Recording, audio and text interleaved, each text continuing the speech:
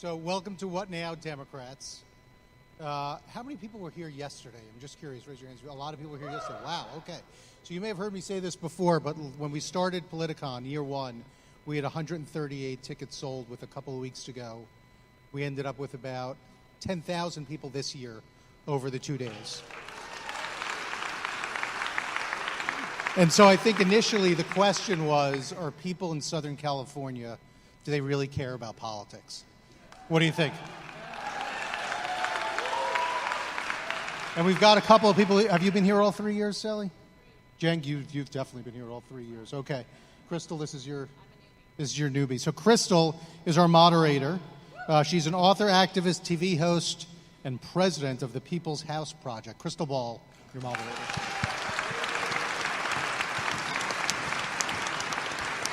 Good morning, everyone. Thank you so much for skipping brunch to come see us. We appreciate it. So who is excited to fix the Democratic Party in an hour?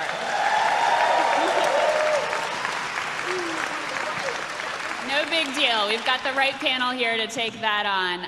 I do have one ground rule here, if everybody agrees to this on the stage. This is a panel focused on what we can do to move the Democratic Party forward. We talk a lot about Trump in our daily lives. We talk a lot about Trump on the news. Let's not even say the word Trump in this conversation. It'll be a blessed relief for me, at least. So with that, let's go ahead and get to introducing this fabulous panel. First, to my left, she is the first woman elected to represent the state of Minnesota in the United States Senate. Please welcome Senator Amy Klobuchar.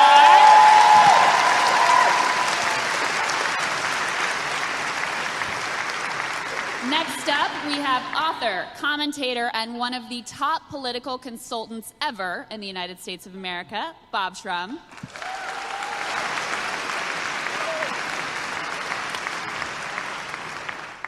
Up next, we have the founder and CEO of the Young Turks and the host of the flagship show, The Young Turks, Cenk Uygur.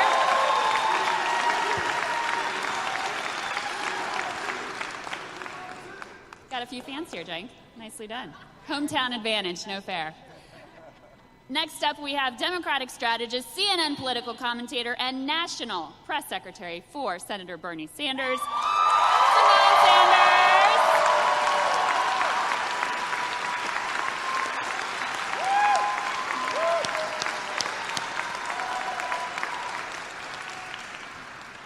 And last but never least, we have political commentator for CNN and the Daily Beast named one of the 100 most influential pundits ever of all time, Sally Kohn.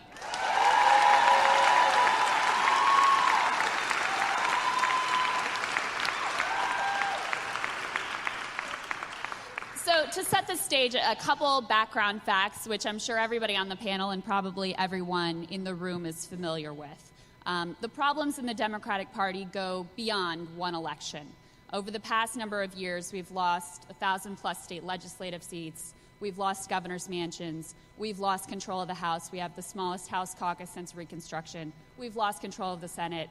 And 60% of the country lives under complete GOP rule. So the problems go deeper, I think we would all admit, than one failed election in 2016. So to set the stage here, I'd love to get briefly, starting with you, Senator, and going down the line, from everybody, if you ask the average voter today what their impression, what their view of the Democratic Party is, what would they say, and what would you like them to say? Well, I think that this has changed in the last few months as the party has evolved some. When you look at from day two, after the inauguration, not saying a name, where millions of people showed up, to March, day 9 at the airports, I think has changed some. I think if you ask them back after the election, they would use some words like stale and things like that. And I think now we are reaching a new point in our party, and it's only moving forward. And it's about resisting, but it's also about insisting on a better way forward. And that is about standing up for people and leaving no one behind, which sadly in this last election, I think there was too much of that going on. This time, we are geared up to have an economic-focused agenda that stands up for people and makes things better for the average person, because that in the past, that is not what, sadly for us, even though we had the right policies, we stood for. And especially in the Midwest, where I am from, thank you. My husband is the third of 6 boys in his family, and there were so many kids in the station wagon that he would often get lost and left at a gas station, and they wouldn't notice it. That's the start of a movie, isn't exactly. And so this time, we are not going to let the Midwest get left at the gas station. Go ahead, Bob. First, I would say that I agree with that, and I think that the fight Democrats have just made against the health proposal of he who shall not be named has helped to define the party, or begun the process of redefining the party to the country. And we now have to go out and, I believe, argue for, fight for, and stand for attacks on income inequality, for increasing the minimum wage, for actually creating genuine opportunities to go to college. My dad was a tool and die maker. I went to Georgetown and Harvard. That's really hard for someone now because the costs are just so absolutely out of control. And if you ask me what I'd like people to say next year and in 2020, I'd like people to say that we stand for both economic justice and social justice. That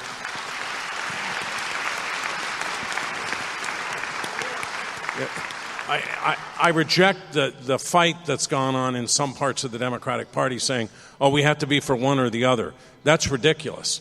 I mean, historically, this party has been the party that has been for both of those. And if we're not for those two things, then what the hell do we exist for?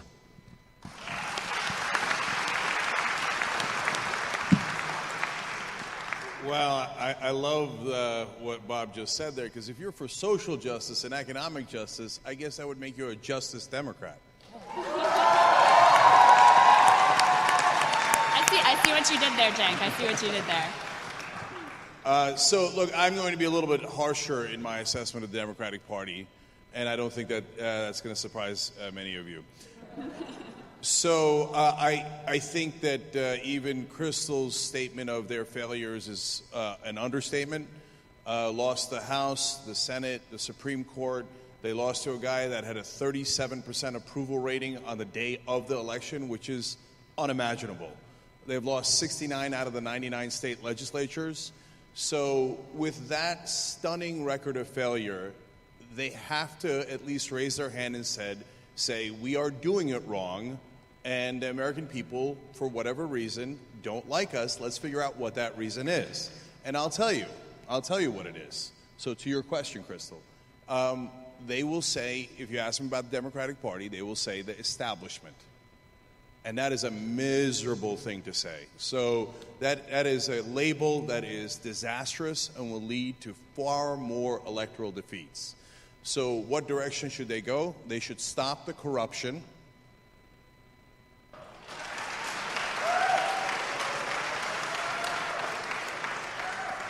So that is not personal. It is systemic corruption.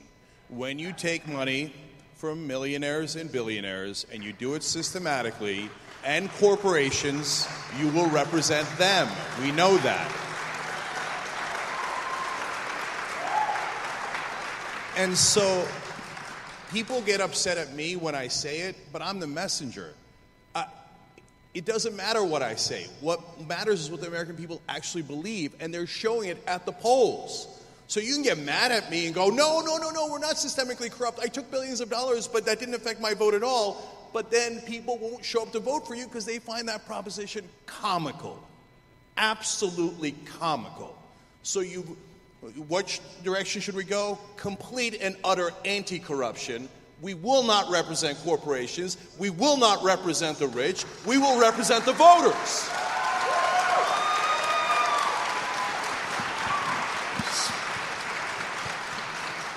So last thing, if you're going to represent the voters, what do you do? It's actually exceedingly simple and to the great Democratic advantage. Look at the polling. We win and crush on every issue. Social Security, 84%, Medicare, 77%. Whether it's against wars, against tax cuts for the rich, there's not an issue we lose on.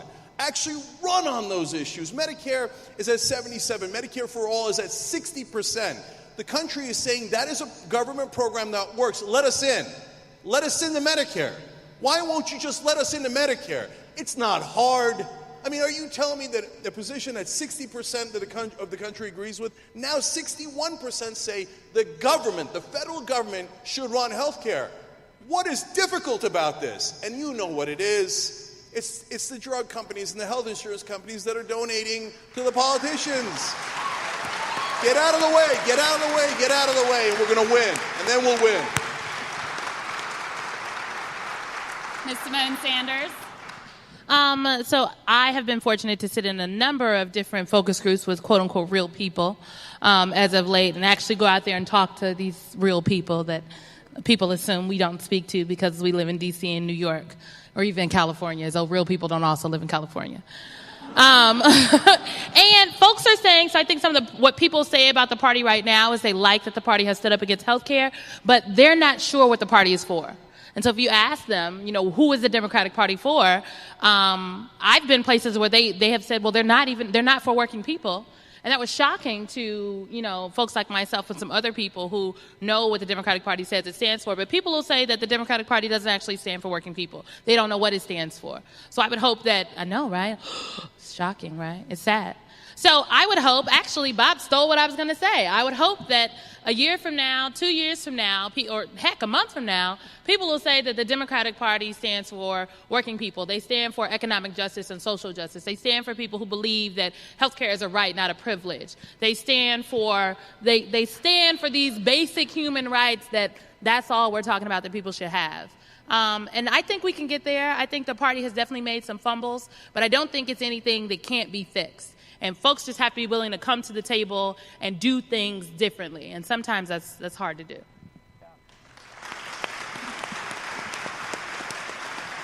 Sally Kohn, fix the party. Well, I'll try to say something different. There's a lot of what I heard that I agree with. First of all, look, just to pick up on where Cenk left off, I completely 1,100% agree campaign finance reform is a fundamental fix. We need to get control back of our democracy and take it away from big moneyed interests, period.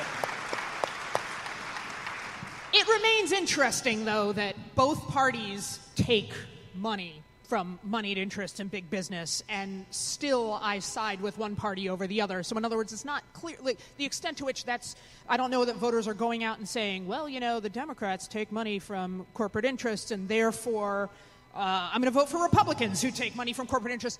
I do think it stops Democrats from upholding and living up to our true values. Now, that being said, there's a lot of other things that stop the Democrats from upholding what I always believe were our true values. And that's my sense of, look, parties change, and the meaning of parties has changed over history. And if we go into the other room where all the conservatives are, they'll tell you that once upon the time the Democrats were the party that opposed civil rights, opposed racial justice, and that is true. And in 1964, the American public actually thought that the Republicans and Democrats felt the same about racial justice, that the parties stood on the same plank, same position. A year later, they said the Democrats are the party of racial justice. And as I was growing up as a Democrat in this country, I thought that the Democrats were the party of the underdog. That's what drew me to be a Democrat. The Democratic legacy of the 1960s, the 1970s, the 1980s, we were the party that stood for social justice and economic justice, and we stood for the underdog. And what we've seen happen over time, and it didn't just start in this election. It was partly what happened under Obama, partly what happened under Rahm Emanuel's shepherding of Congress, partly what happened under Bill Clinton, was we saw the party of the people become the party of the elite. And we just had an election where, I'm not going to name him, but where a populist billionaire, or millionaire, we don't know,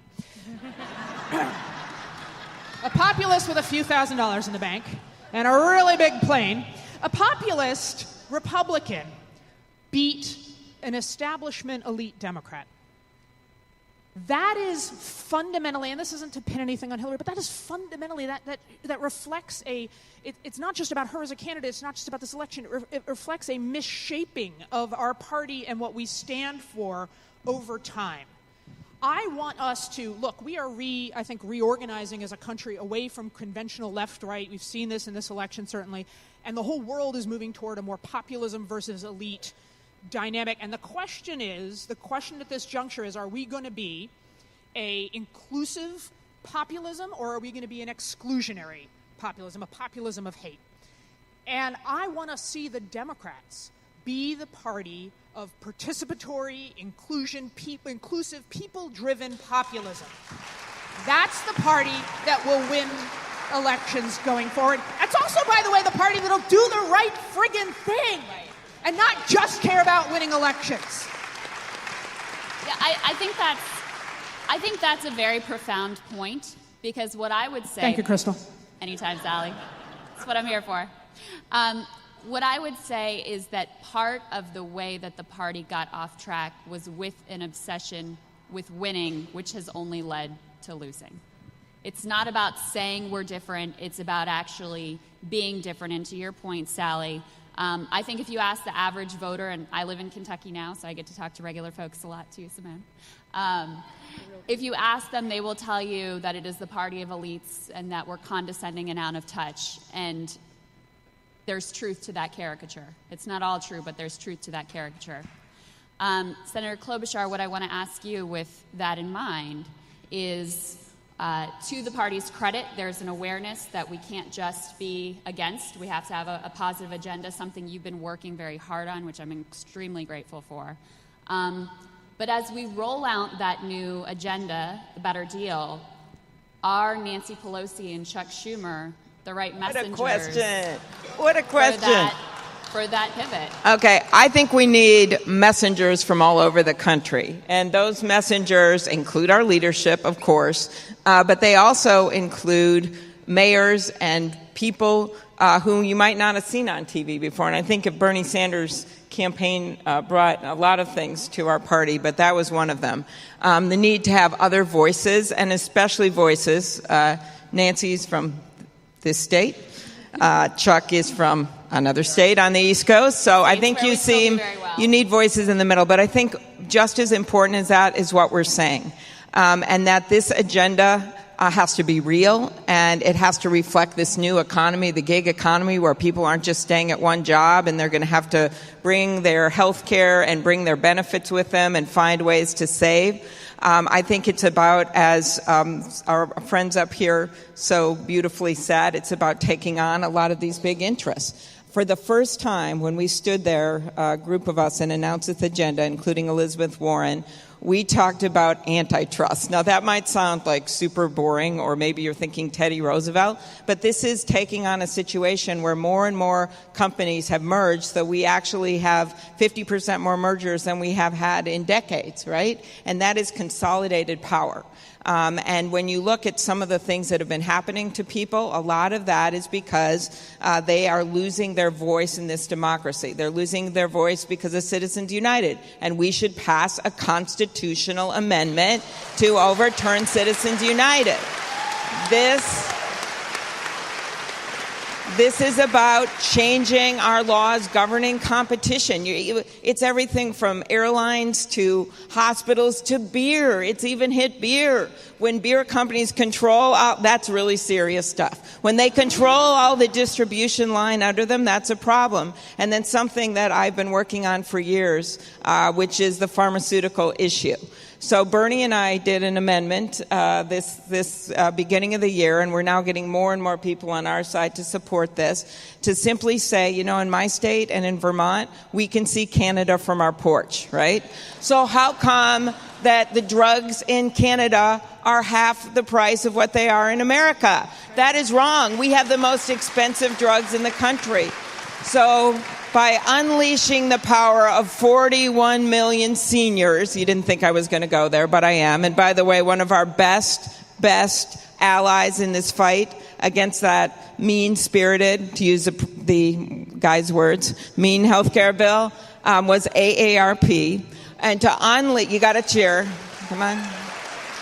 To unleash the power of 41 million seniors so that they can negotiate prices, that's going to make a difference for everyone. To allow for more competition in the drug market, drugs from Canada. To allow for more generics to get on the market. These are all things that we have to do. And so when we talk about a new agenda, it is not just taking the old ideas. It is actually coming up with some new ideas that stands up for economic justice and stands up for people. Yeah. By the way, I love that AARP got such a round of applause when it was mentioned. That's amazing. Cenk, go ahead. Can I jump in on that? So I think Chuck Schumer and the Senate Democrats have gone some of the way towards getting better. And so the new proposal has parts of it that I really like. The antitrust stuff is great.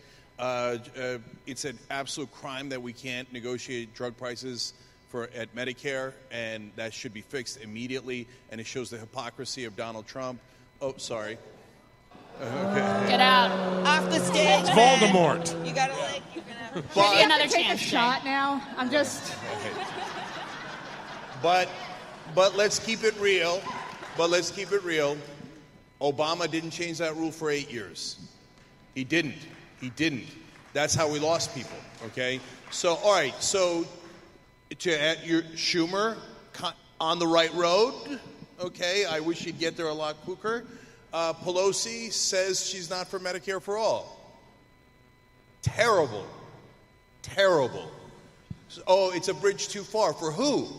Obviously not according to the polling, the American people, let alone your own party, which is overwhelmingly over 80% in favor of it. It's a bridge too far for her donors. They say maybe your time has come and gone. She says, no, I still raise the most money. That's exactly what the problem is. Okay,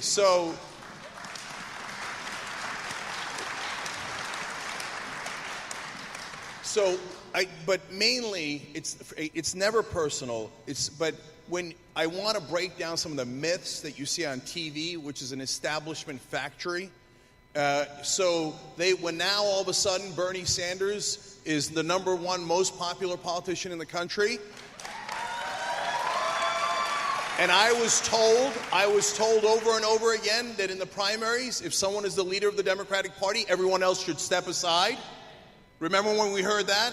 And now all of a sudden the establishment media, in cahoots with the establishment Democrats, tell us we need fresh faces. I don't remember them saying that about Hillary Clinton. I don't remember it. It was only a year ago. And I bring that up now because how come we need fresh faces when Bernie's leading, but we don't need fresh faces when it's Schumer and Pelosi? I want to get Symone in here, Bob, and then let me get to you. But Symone, I would like to hear from you first because I think there's some interesting points here. Number one, I do think that the focus in particular on monopoly and on breaking up trust, that's going to be an increasingly important issue that has impacts on all of our lives. And watch for my bill next week. We'll be looking for that bill. But the party is facing a complete loss of trust and credibility. I mean, that's where we are. We have around the same approval rating as the one who shall not be named. So is anyone even listening to the message, no matter how great it is, if we don't have the right messengers? So I do believe we need good, credible, and in some instances, better messengers across the board. I will say that there's polling that supports that I don't care how partisan people think we really are and how divided we are, folks are still watching television. That's why it's important for members of Congress and mayors and governors who get on television and talk about what the party is doing. We should also do the Young Turks.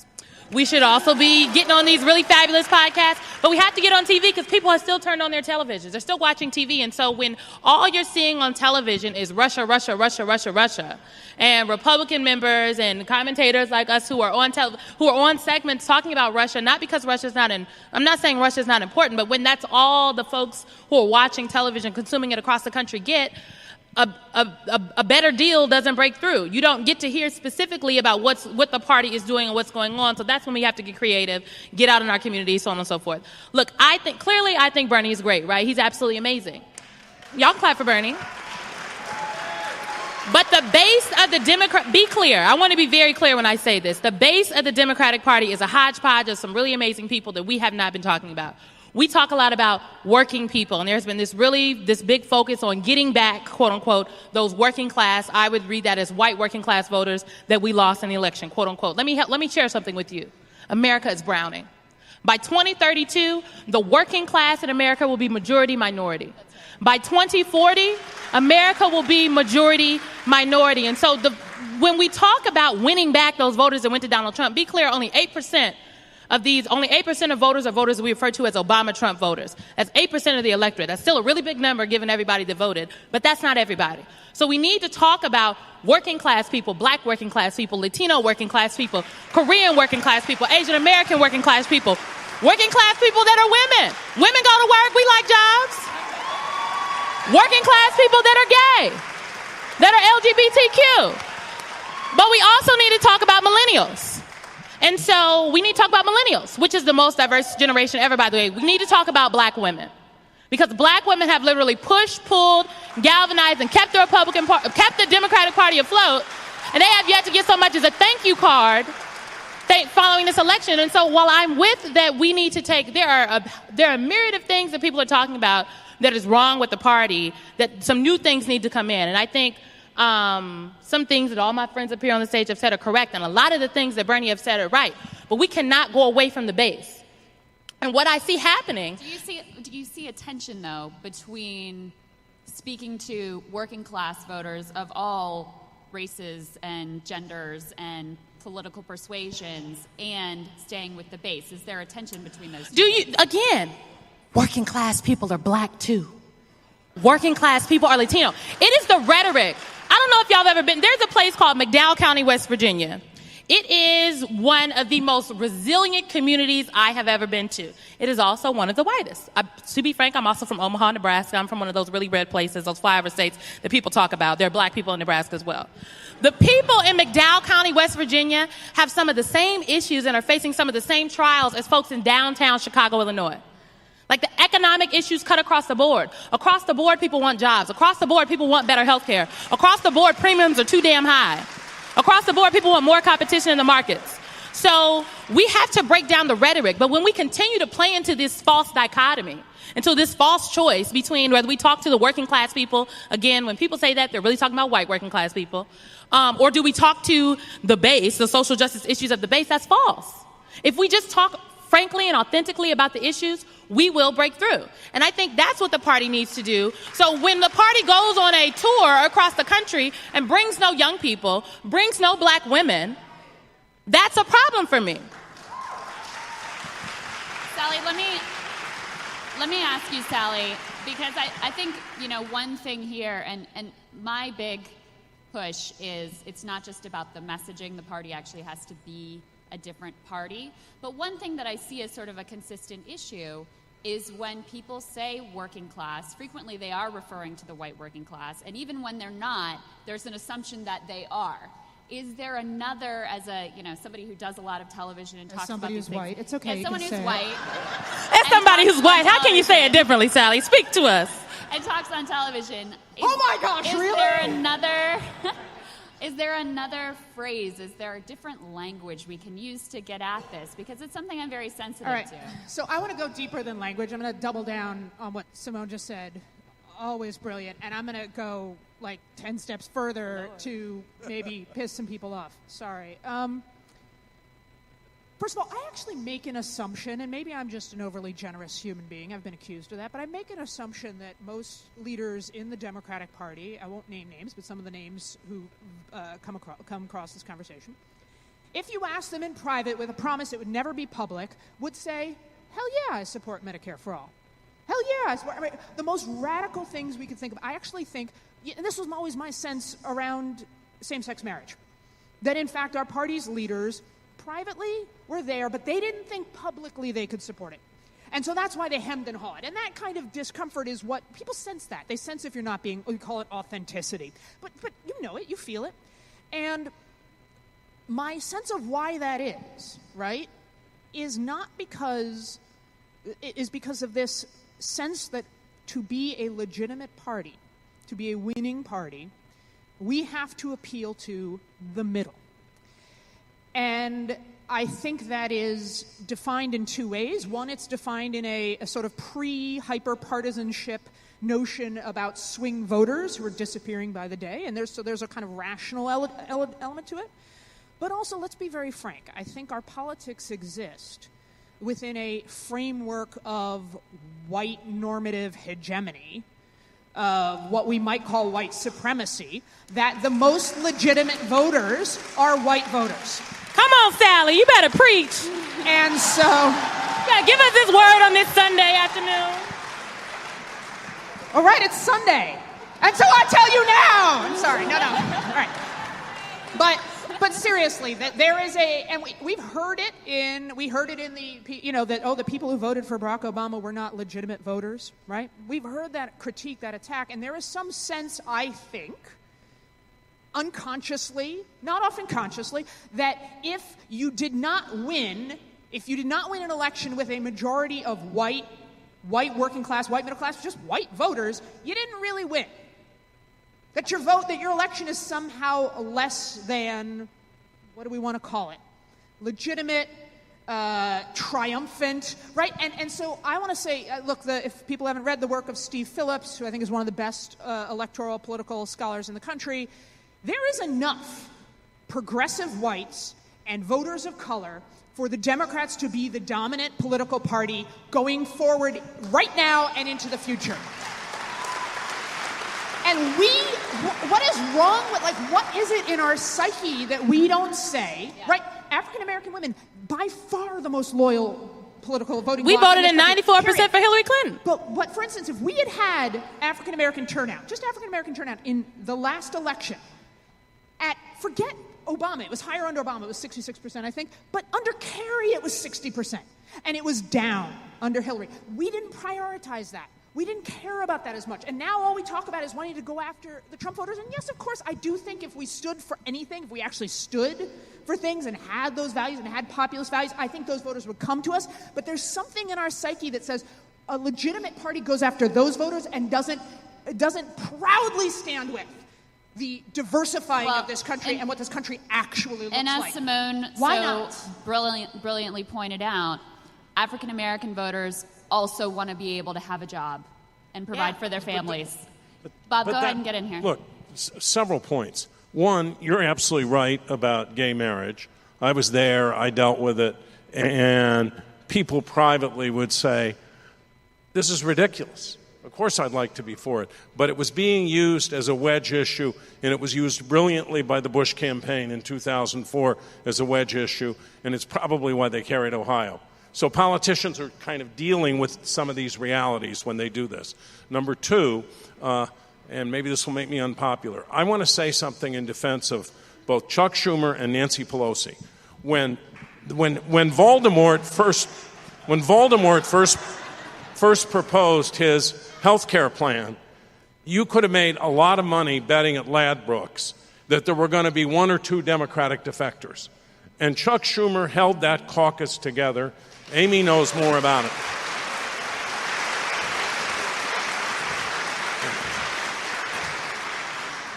And second, I do think there's sexism in American politics, and I think a huge amount of it has been directed at Nancy Pelosi. If we win the House next year, and God, I hope we do, a huge part of the credit will go to her, and a lot of people who are members of the House and candidates would tell you that. She did, after all, lead the party in 2006 when we did take back the House. Number three, I totally agree with the idea that it is completely condescending to assume that the phrase working class means white people. Black working class people and white working class people have the same needs and the same anxieties. That's why in your state in Kentucky, there were all these people who had voted for Voldemort who suddenly said, wait a minute, he's going to try and take away my health insurance, and who got very, very upset by it. However, we do have to get back those white working class people, as well as black working class people, at least in the near term. If you're talking about 15 years from now, you won't need them. Now, as a moral matter, I think we should speak for them because they do have these needs, and they have been treated unfairly. There's a county in Wisconsin called Pepin County. Now, don't ask me why there's a county in Wisconsin, maybe Amy knows, because I think it borders Minnesota, named after Charlemagne's father. But that county voted Democratic in every single election since 1972 and almost voted for George McGovern. It was carried by by the Don by 24 points. Now, I think, and that leads me to my last point, I think that there is an alchemy, a chemistry in American politics where messengers connect or they don't connect. People wrote Bernie Sanders off, 1%, going to go nowhere, and boy, did he connect with people from the very first time he stood on the shores of Lake Champlain and announced his candidacy. He connected. And it's not, in my view, about where you're from or how much money you have. I mean, Franklin Roosevelt connected, John F. Kennedy connected. They both came from the establishment, but people outside the establishment thought and believed that they cared about them. I think our failure in 2016 was to convey the idea that we cared about these people, and I think in 2020 we have to make sure, and in 2018 for that matter, that people understand that we're caring about them and that we're fighting for them. If we do that, we'll win. So I want to ask a very important policy question of the Senator, and then we've got a couple of questions out here that I want to get to. Senator, today the top 3 most common jobs in the nation are retail sales clerk, cashier, and fast food worker, all of which are low-paying, precarious jobs, and all of which are in danger of being automated, if not out of existence, significantly reduced. We already have a low-wage job crisis in this country. We are facing a jobless crisis in this country. What sorts of ideas are you and your colleagues thinking about to address what is a massive economic transformation on the level of the Industrial Revolution? Thanks. Number one, increasing the minimum wage, and increasing in a big way. It has not been increased on the federal level since I came into the Senate, since the very beginning. It's an outrage. Number two, we have to make sure that as we see this change coming to the economy with driverless cars and everything, that we are training the workers not only for the jobs that we're going to see in the future, but the jobs we have now. Part of this is acknowledging that not everyone wants to get a 4-year degree right away. My sister didn't graduate from high school. She got a GED. She went and worked at a factory for a while. She then went and got a 2-year degree at a community college and then went on there and got an accounting degree. That was her story, and it took a decade. And seeing these different paths is really important. And if we're going to bring up the graduation rate, my state, we have a huge achievement gap between African American students and white students in our schools. It's an outrage. We have to start looking at every available job, many of which pay well, and make sure we're helping these kids to get into these jobs. We have not been doing well at that. Immigration reform. You might think, well, that doesn't sound like an answer when, you've got these kids that don't have jobs now. But when you look at the economy as a whole, our economy has been stronger because of immigrants, right? I stand on the shoulders of immigrants. My grandparents were Slovenian. And by the way, one of my lowest moments of the year was I was displaced as the most famous Slovenian American by Melania Trump. It's true. She was actually born an hour away from my relatives. Every time I look at her, it's like looking in the mirror. So this idea of immigration reform, when you look at it, 25% of our U.S. Nobel laureates were born in other countries, right? This is ideas that came from people who were born in other lands. 70 of our Fortune 500 companies are headed up by immigrants. So this idea that that's somehow going to hurt our country, it has helped our country economically. So that is a piece of it as well, as you look at new ideas and if we're going to get forward as a country. So I think so much of this has been that we've been set in our old ways of looking at things as the world is changing around us. And we are going to have to make the case, and I just want to echo what Bob said here. It's very easy to be against people when they're in charge, but in this last week, you saw something that I don't think anyone thought could have happened. We thought we were basically dead on arrival with that health care bill. And we held our party together in the United States Senate from Joe Manchin, who stood up for the people of West Virginia and said that they deserve Medicaid, right, to Bernie Sanders. And we did that, and we never wavered. And when you have that kind of unity on a common principle, it gets contagious. And while a lot of the focus has been on John McCain and when he walked into that chamber and made that vote, and let's not forget the two other women, do you think they would ever have been there if it wasn't for us leading the way and it wasn't for all of you getting out and going to those marches from day two? No way. So I refuse to write an obituary today, okay? We have been through a resounding defeat in the last election. There is no doubt about that. But we have a way forward, and we are walking it right now. So, thank you so much, Senator. And one note from Kentucky before we start taking questions, on the question of can Democrats ever win again in Kentucky or West Virginia or Tennessee or these places. We still have a Democratic Attorney General. Our Democratic Secretary of State, Allison Lundergan Grimes, is here this weekend. We still have Democrats who represent coal country in East Kentucky. So Democrats can win in these places. We cannot give up on them. Let's go ahead and get the first question here. Thank you. So I feel one of the problems is we're still defining America according to the 50s and 60s definition of Norman Rockwell, June and Ward Cleaver, when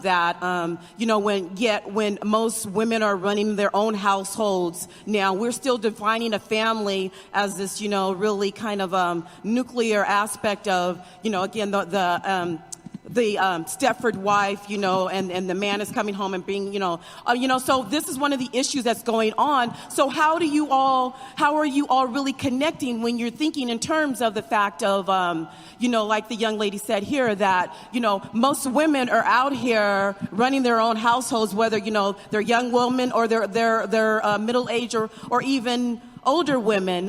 Where are the WIA dollars, the Workforce Investment Action federal job training programs that are actually helping to make people sustainable within their communities? Those dollars and those monies used to go into black communities when there were black communities. And so where are those dollars nowadays when, given the fact even here in LA County, the number one demographic of women who are ending up homeless year after year, decade after decade, are black women, middle-aged, single, and elderly black women. Thank you. Thank you. Symone, do you want to tackle that one? Well, where are the federal workforce dollars? I think we need to ask our members of Congress. I think that there are things that are being done. So I want to be clear. I've been a Democrat since I've been able to, register to vote. I have worked for Democrats. I've worked 15 different campaigns, including one presidential. I believe in building up and working for Democrats and working on behalf of the party. I just think we need to be a little bit more vocal and clear about the things that it is that we want from our elected officials. And y'all might be like, it's on the onus of the elected officials, but I also think it's on the onus of these communities. Because when we showed up for health care and said, we do not want you to take our health care, we do not want X, Y, and Z. The reason Medicare for All is so popular now is because people, like folks in this room, are so vocal about saying that's what they want. And so part of it is, I think we need to show up and say those are the things that we want.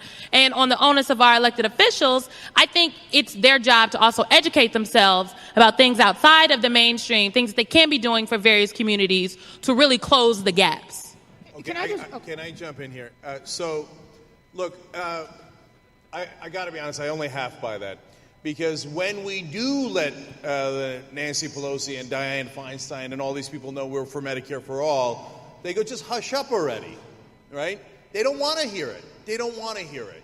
So it's not like it's unclear. It's not like the polling is unclear. It's not like the town halls are unclear. They don't want to hear it.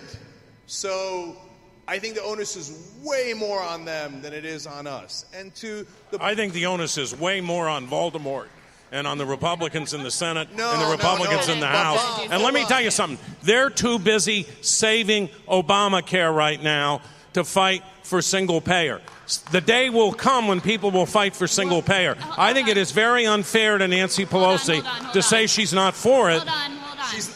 We have a senator here, so I'd love to hear from her. I got to address that. Okay, when you say you want to take credit for defeating a bill that was at 17% approval rating, I love you, brother, and thank you for keeping the caucus together, but that is a really, really low bar, okay? And Nancy Pelosi is on the record as saying she will not push for single payer. You know what? And I will tell you something. This is fair. You don't make your case. Gentlemen. You never make your case. That's why you lose elections, because you don't fight for your principles. Fight. Gentlemen. So I want to be Legal marriage, gay marriage. Why did they all privately were in favor of it but didn't want to do it? Because they didn't want to make their case. They were cowards. Hold on. Make your case. Krystal. Be proud to be a progressive. But wait. Let's stop pretending. Let's stop pretending as though that our establishment entities across America have always just done what's right on their own. Like, we would still be sitting at segregated lunch counters if it weren't for people who pushed our establishment entities to move.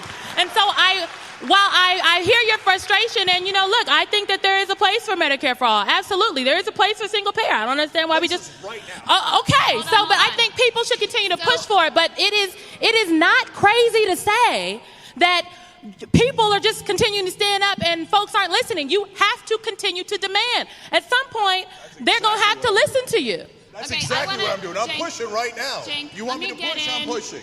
Let me get Senator Klobuchar in here. Okay. I want to get Senator Klobuchar in here because we have one of these theoretical folks that you're talking about. She happens to be right here on stage.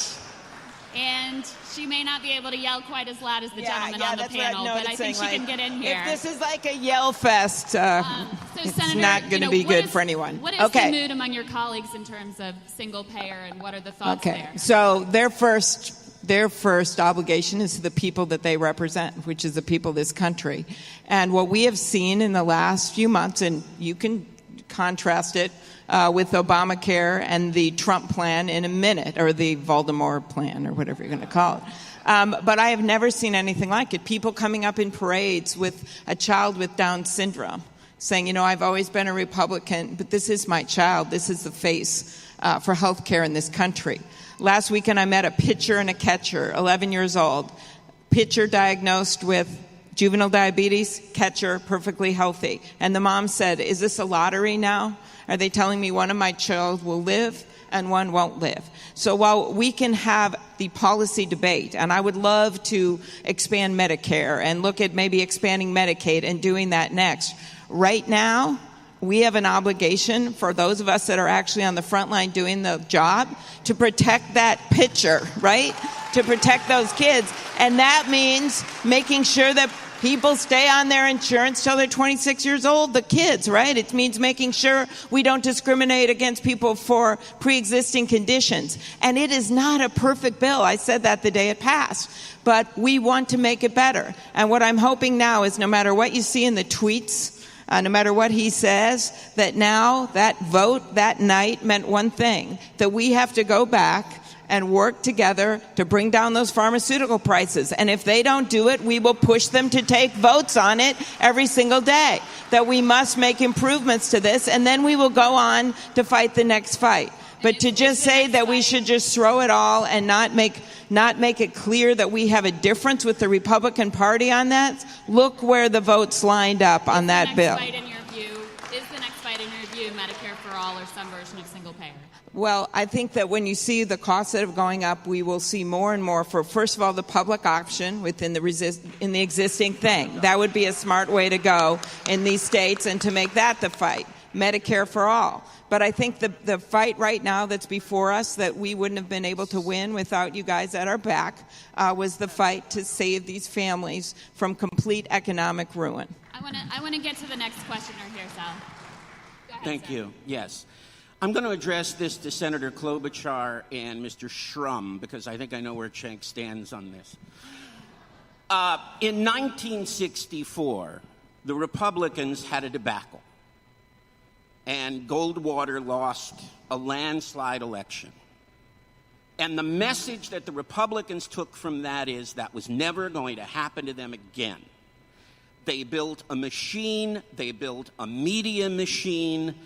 They built it based on a philosophy, not a bunch of little things they were going to do. It was a simple philosophy. Government doesn't work. And every time they've gotten into power, they've proved that point. But the fact is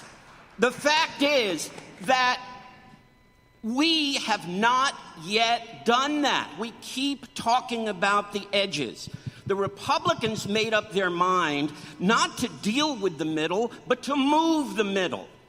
And they've moved the middle way away from it was in the 60s. Now, if we're a moderate, I ran for Congress. If we're a moderate, then we are not going to succeed. So my question is this. If the Republicans were able to believe in a conservative revolution, what keeps the Democratic Party from believing in a progressive revolution that will win hearts and minds rather than elections?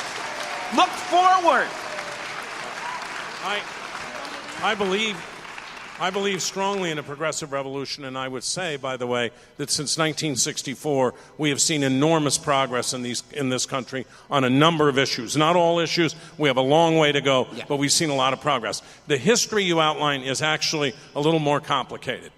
The Republican reaction to the Goldwater defeat was, we have to go to some kind of mushy middle. And that's what Richard Nixon, much as we may not like him, that's certainly what he was in domestic policy. He signed into law the Environmental Protection Agency. He did a deal with Ted Kennedy and George McGovern to expand food stamps massively. And it was only with the coming of Ronald Reagan that the Republican Party became, and by the way, today Reagan would be a rhino. He'd be a Republican in name only. They'd throw him out. Because but didn't this was they start a guy who was grooming him in 64? This was a guy who was for immigration reform. Yeah. This was a guy who did a deal with Tip O'Neill to save Social Security. At a deeper level, I think you're touching on something very profound. What the Republican Party did not do after the little Nixonian detour, what they did not do was abandon the word conservative. Right. In 1960, Richard Nixon used to say, he was a moderate or liberal Republican. Liberal was a good word. It wasn't a bad word. And then Democrats got terrified of the word liberal and to some extent terrified of the word progressive and didn't go out and make that fight. The one thing I believe right now is that this is a party that will do this. And I think we can't look backwards through the lens of 2016 and form a circular firing squad and somehow or other see that as the way that we're going to win. I think we're going to win by standing up for our values. I think that what Senator Klobuchar is talking about, what Democrats are talking about, is a way forward. It is what I said at the beginning, economic justice and social justice, and make the Republicans vote on it again and again and again. And if we get to single payer, I'd be thrilled. But I think the best way to get there is through the public option to start. All right, I'd like to take the next woman who's in line for a question. The next woman who's in line for a question, please. I'm 16, and I'm afraid. I'm really scared that I won't be able to go to college because I'm not going to be able to afford it. What can the Democrats do to help people like me who are afraid that they can't go to college? So the question, thank you so much for that question. And Senator, I think you're probably best positioned to answer this. The question was, I'm 16 and I'm worried I won't be able to afford to go to college. What are Democrats doing to make her college dreams a reality? We can't just stay where we are right now, and that is why we have proposed, with Elizabeth Warren's leadership, a bill, right, that would make college affordable for everyone, and that is what we need to be doing.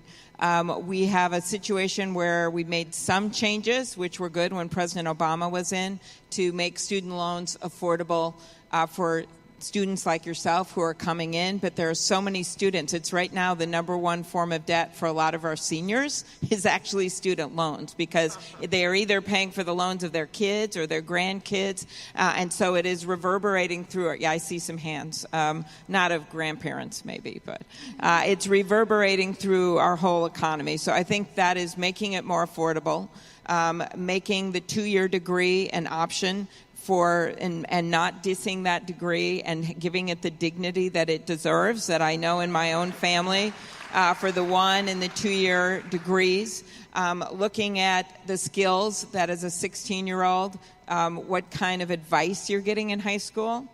We found out that a lot of kids aren't getting the advice about what these loans mean and what your choices are. So they go to one school and they get these huge group of loans, and then there's no job in the field that they picked. You're doing pretty well for yourself now. But it's doing a much better. Remember all the career advice we used to get? That's been cut a lot in our education system. So it's doing a much better job in high school, getting in early to talk to kids about the careers. And I love the idea. I have a bill with Susan Collins. I love that I can name drop her name as a Republican today. But on apprenticeships, to make it easier for kids when they're in high school to start working at some of these places. And it's not just on the factory floor. It's all over the place. That's what we need to do and take really a radical change. And one thing that hasn't been mentioned is the Democratic governors across the country. When we look at leadership and how we can make our case, look at the difference between how Minnesota is doing economically under a Democratic governor and Wisconsin under Scott Walker, okay? There is a clear choice there.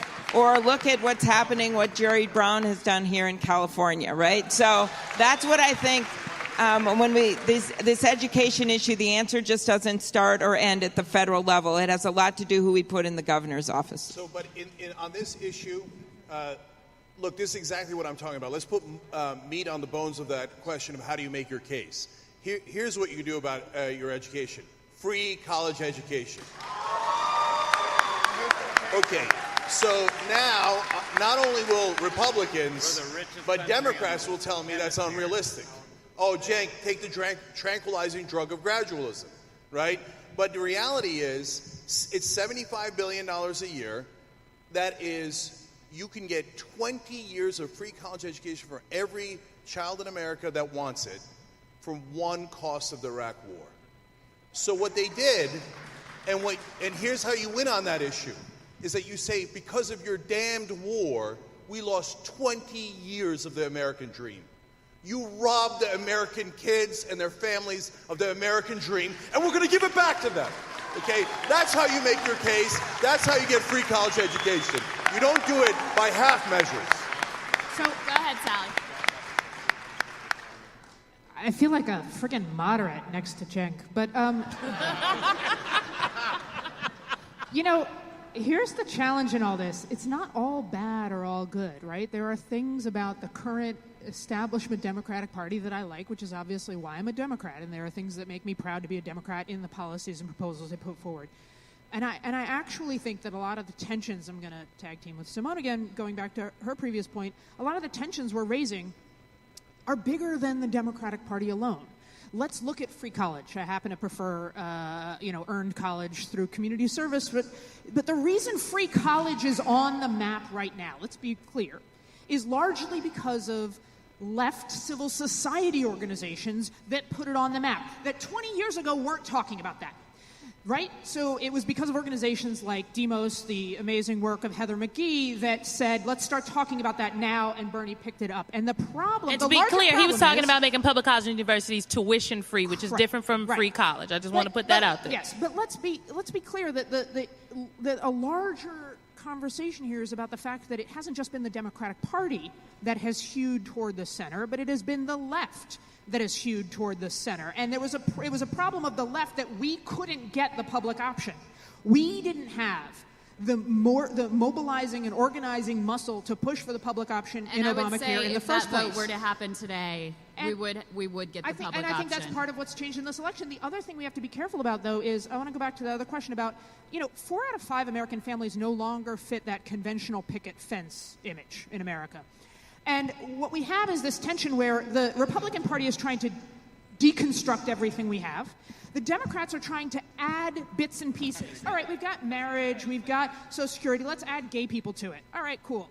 And that's not the only part of the game. There's a third part of the game, which is radical transformation, which is rethinking how does our economy work, how does work work, how does college work, how does family work 20, 30, 40, 100 years into the future.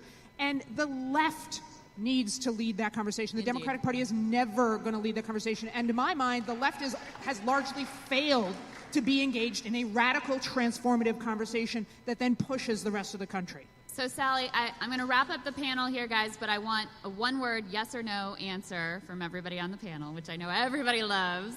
2018, did Democrats take back the House, yes or no, Sally Kohn? No. Sorry, the numbers don't look good at the moment, but I don't know. Symone, what do you think? Yes.